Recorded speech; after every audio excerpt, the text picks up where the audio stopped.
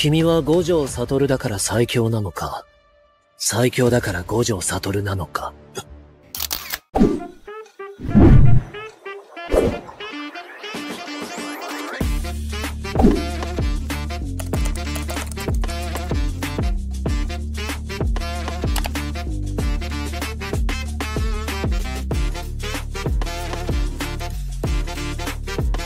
Gen Z. Sorry, Gen Z. Gen Z. Gen Z. I said Gen Z thing. Generasi Z yang lahir di era digital tentunya sangat akrab dengan media sosial. Platform Instagram, TikTok, dan Twitter telah menjadi bagian integral dari kehidupan sehari-hari mereka, seolah-olah seperti udara yang mereka hirup. Namun, di balik kemudahan untuk berhubung dan berbagi, terdapat sisi gelap yang perlu kita soroti. Kita hidup di era informasi yang melimpah, tetapi juga di era di mana misinformation dan disinformation merajalela. Media sosial seharusnya menjadi alat untuk kebaikan, seringkali justru merusak kesehatan mental, membentuk pandangan yang keliru, dan menciptakan norma-norma sosial yang berbahaya. Dalam konteks ini, penting untuk mengeksplorasi bagaimana media sosial memengaruhi cara berpikir dan berperilaku generasi muda, serta dampak jangka panjang yang mungkin ditimbulkan darinya.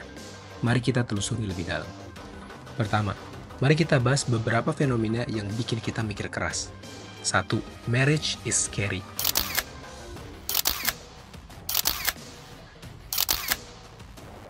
Bukan hanya sekedar tren, tetapi mencerminkan keresahan banyak Gen Z terhadap komitmen jangka panjang.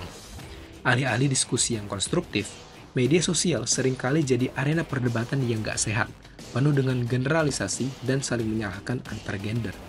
Sebuah studi dari IDN Times menunjukkan bahwa 47,5% Gen Z belum memprioritaskan pernikahan. Angka pernikahan di Indonesia itu pun menurun, dari 1.742.049 di tahun 2021 menjadi 1.577.255 pada tahun 2023. Ini bukan hanya soal takut gagal, tapi juga kurangnya pemahaman dan dukungan sistemik terhadap hubungan jangka panjang. Miskonsepsi tentang pernikahan yang beredar di media sosial ini bagaikan ekspektasi yang tidak realistis atau cerita-cerita negatif yang dibesar-besarkan, berkontribusi juga pada sikap ini. 2. Penghinaan simbol nasional. Kasus penghinaan terhadap lagu kebangsaan Indonesia Raya di media sosial menunjukkan kurangnya rasa hormat dan pemahaman akan nilai-nilai kebangsaan. Kebebasan berekspresi bukan berarti kebebasan menghina. Sebuah akun di Twitter bernama @constellation mengunggah sebuah tweet berbunyi, "Sejak kapan Indonesia Raya di-play di stasiun KRL? We're doomed." Tweet tersebut tentunya menuai pro kontra jika kita membuka thread tersebut. Namun di tanggal skrip ini ditulis, sang pemilik akun membatasi akses ke tweet tersebut.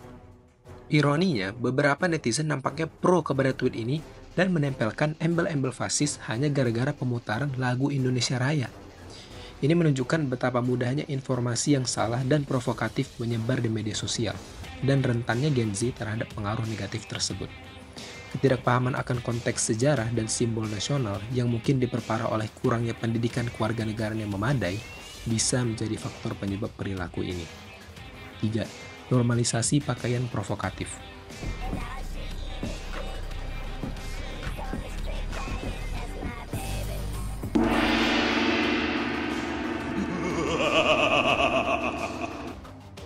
Dari dulu gue percaya semua masalah itu menjadi tanggung jawab kedua belah pihak, dan pelecehan seksual tidak menjadi pengecualian. Menurut gue, normalisasi pakaian terbuka atau pakaian bersifat provokatif lainnya adalah salah satu penyebab terbesar terjadinya kasus pelecehan seksual. Jika berkaca pada pakaian kaum bangsawan wanita di era yang lebih tua aja, pakaian kebangsawanan itu justru lebih tertutup. Di budaya bangsawan Eropa misalnya, pakaian tertutup menjadi simbol kesopanan dan kehormatan, walaupun pada era Renaissance, pakaian kebangsawanan hanya ketat di bagian pinggangnya saja.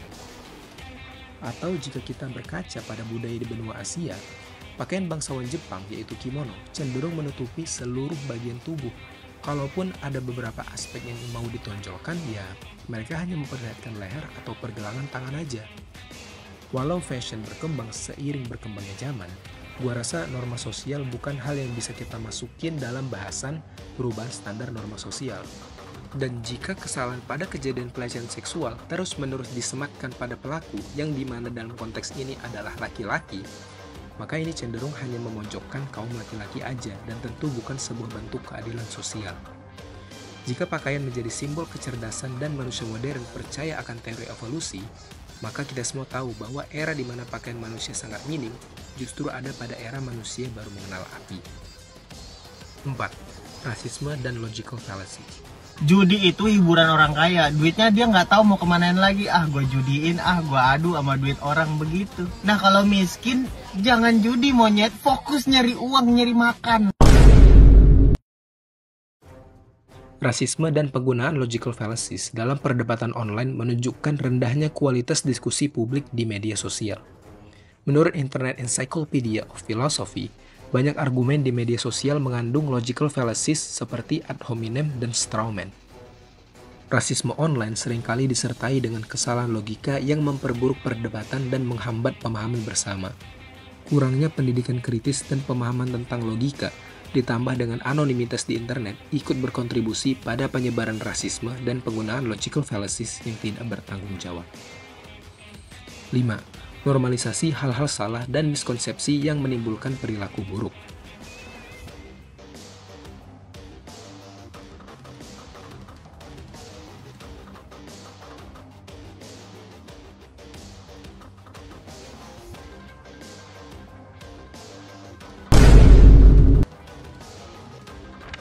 Media sosial seringkali menormalisasi hal-hal yang sebenarnya salah, seperti pandangan yang menyederhanakan masalah kompleks. Misalnya nih, menghubungkan kehilangan peran ayah dengan kecenderungan selingkuh pada perempuan. Ini menunjukkan betapa pentingnya literasi media dan kemampuan berpikir kritis untuk menyaring berbagai informasi yang kita terima di media sosial. Mari kita bahas beberapa fenomena yang menunjukkan hal ini, dan bagaimana miskonsepsi ini berujung pada perilaku buruk atau misbehavior generasi Z. Yang pertama, fenomena sekolah itu scam.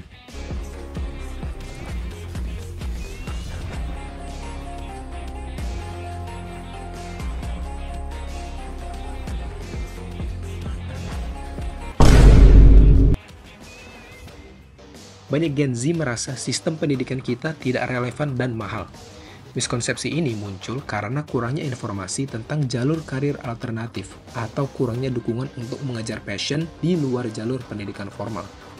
Kekecewaan ini bisa berujung pada perilaku buruk seperti putus sekolah atau kurangnya motivasi belajar. Yang kedua, penggunaan istilah bulen di TikTok. Istilah ini digunakan untuk melecehkan wanita. Miskonsepsi tentang norma sosial dan batas-batas kesopanan diperkuat oleh budaya internet yang seringkali tidak bertanggung jawab, berkontribusi pada penggunaan istilah ini. Jelas hal ini merupakan perilaku buruk yang merendahkan dan menyakiti perempuan. Yang ketiga, opini aneh netizen TikTok tentang pekerjaan. Banyak yang memiliki pandangan yang tidak realistis tentang pekerjaan karena terpapar konten yang glamor dan tidak mencerminkan realitas dunia kerja. Miskonsepsi ini berujung pada perilaku buruk seperti kurangnya persiapan untuk memasuki dunia kerja atau ketidakmampuan untuk menghadapi tantangan di tempat kerja. Yang keempat, normalisasi ketidakmampuan bekerja karena masalah kesehatan mental atau self-diagnose. Banyak yang menggunakan masalah kesehatan mental sebagai alasan untuk tidak bekerja, seringkali tanpa diagnosis profesional. Miskonsepsi tentang kesehatan mental dan kurangnya akses ke layanan kesehatan mental yang memadai ikut aktif pada perilaku ini. Hal ini bisa berujung pada perilaku buruk seperti penyalahgunaan sistem atau kurangnya tanggung jawab. Jadi, gimana solusinya? Nggak mungkin dong gue bikin video isinya ngata-ngatain Gen Z doang tapi nggak ngasih solusi yang dapat dicoba. Ada nih satu, literasi media. Belajar untuk selalu kritis terhadap berbagai informasi yang kita terima di media sosial. Jangan gampang percaya dengan berita atau opini tanpa verifikasi. Yang kedua, berpikir kritis. Latih kemampuan berpikir kritis untuk menganalisis informasi dan membedakan fakta dari opini. 3. Komunikasi yang sehat. Berlatih berkomunikasi secara efektif dan asertif, baik secara online maupun offline. Hormati perbedaan pendapat dan hindari perdebatan yang tidak produktif. 4. Batasi waktu penggunaan media sosial. Sadar akan waktu yang kita habiskan di media sosial dan batasi penggunaannya agar tidak mengganggu kehidupan nyata. 5. Cari sumber informasi yang terpercaya. Gunakan sumber informasi yang kredibel dan terpercaya untuk mendapatkan informasi yang akurat. 6. Menentang objektifikasi. Sadari dan lawan objektifikasi perempuan atau laki-laki di media sosial. Laporkan konten yang melanggar aturan dan norma kesopanan. 7. Pendidikan kritis. Setidaknya kita sadar lewat apa yang telah terjadi di kalangan Gen Z, menggambarkan bahwa pendidikan merupakan barang mewah yang seharusnya menjadi prioritas bangsa. Sama perusahaan, kalau mereka harus pecat orang, 65% bilang mereka lebih milih pecat Gen Z. Dan bahkan ada studi lain, kayak 1 dari 8 Gen Z itu resign seminggu setelah diterima. Mungkin karena nggak cocok kerjaannya, mungkin lebih worth it gue jadi bahagia. Belum terima gaji bulan pertama aja bisa aja udah keluar. Gua, kru-kru Bang Bets, bahkan Bang Bets sendiri adalah Gen Z. Kita punya potensi besar untuk mengubah setidaknya beberapa hal kecil yang melenceng di dunia sekitar kita. Jangan sampai media sosial merusak potensi itu. Mari kita gunakan media sosial dengan bijak, kritis, dan bertanggung jawab. Seperti biasa, kalau lo kurang suka, maka lo berhak mengkritik, dan kalau lo suka, maka sebuah like, share, dan subscribe akan sangat diapresiasi. Hit hard, hit often.